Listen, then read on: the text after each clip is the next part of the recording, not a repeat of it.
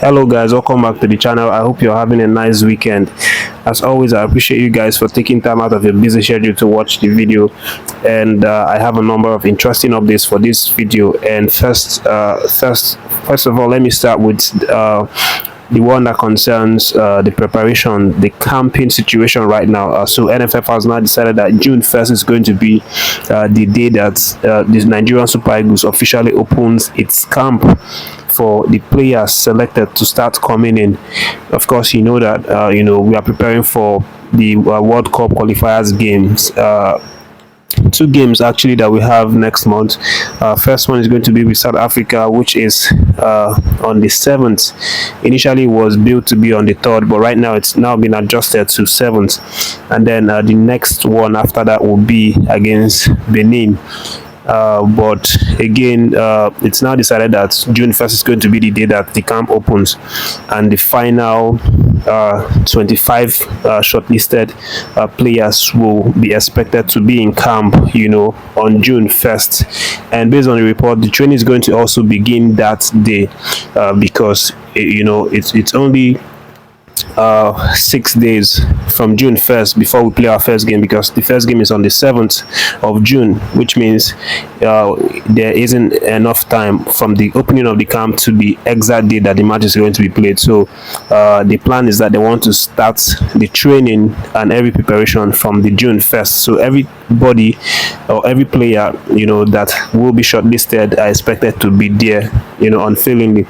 Of course, that Finidi has obviously submitted the list of players that he wants to work with, 35 in total.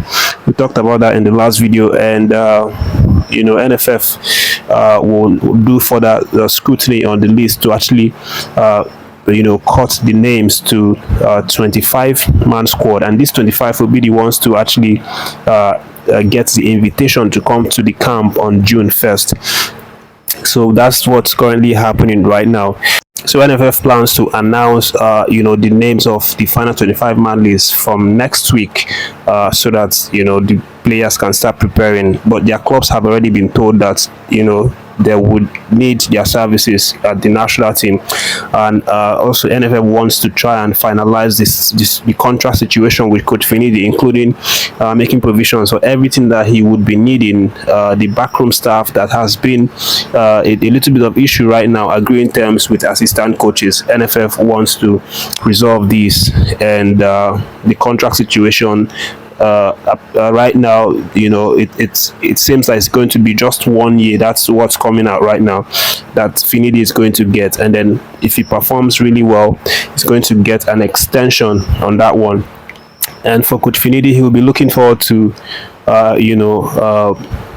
helping Nigerian Super Eagles get the results on these two games. Of course, that we are in a very precarious position right now in the Group C of the FIFA World Cup qualifiers, and we need to be in the first place to actually have a guarantee of qualification.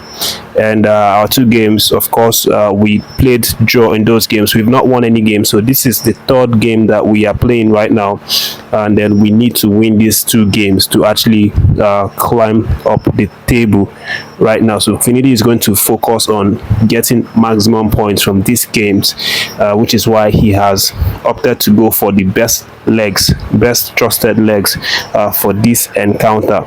But leaving that, guys, let me let you know that the under 17 women's team, or the Flamingos, also had their games today.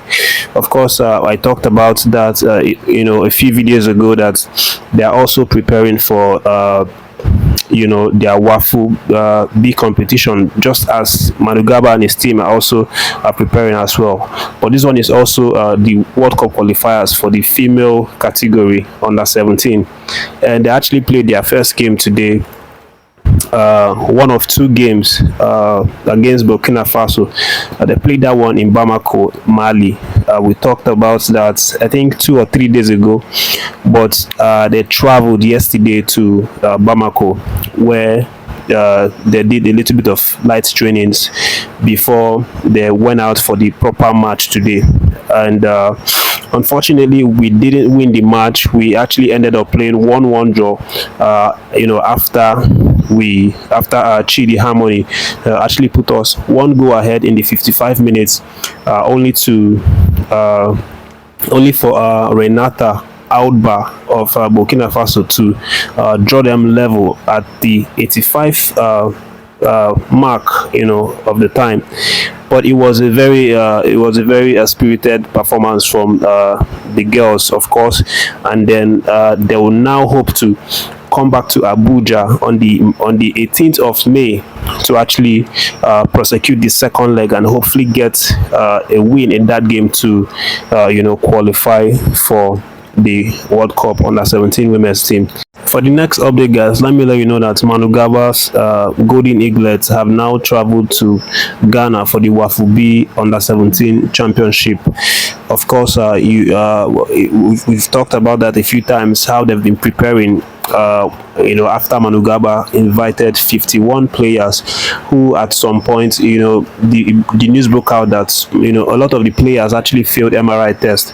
But again, Manu Garba released a statement saying that, the people that failed the MRI test did not affect the team, that the structure of the team, the best players are still well within the age range after the MRI test. But right now, they've now traveled to Ghana, and they will hope to settle down and then start the training, start the preparation ahead of their game against Burkina Faso, which is going to be played on Thursday, this Thursday.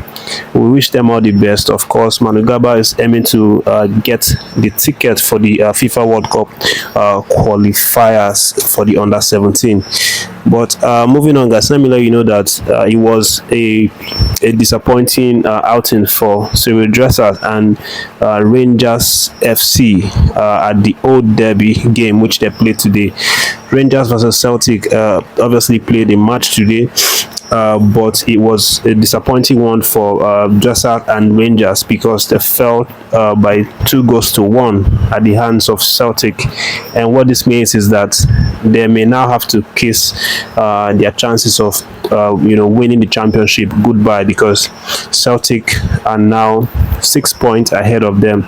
If they had won that match, it would have been draw at points, and they would still have one game outstanding to try and win, to topple Celtic. But right now it seems like it's a little bit impossible. But despite the disappointing game, our man Cyril Dresser obviously showed his quality by helping Rangers to get the only goal that they got in that match, which came in around the 40th minute, after O'Reilly scored for Celtic, and then he obviously brought parity to the game before Lundstrom scored an own goal for against Rangers. He scored an own goal in his own net, and then also got a red card before the end of first half, which ultimately killed the morale and the spirit of Rangers. That was partly the reason why they lost the game, because they had to play with 10 men for most of this game. Throughout the second half, they played with 10 men. But again, Dresser showed his quality, but it's such a disappointing game for them because they lost the game and they might have now lost their chance of winning the championship. But that's the update, guys. Thank you for watching this one. Don't forget to like and share the video, subscribe if you've not done so, and leave your comments for any of the stories that you like in this video. Thanks again, and have a wonderful day, guys.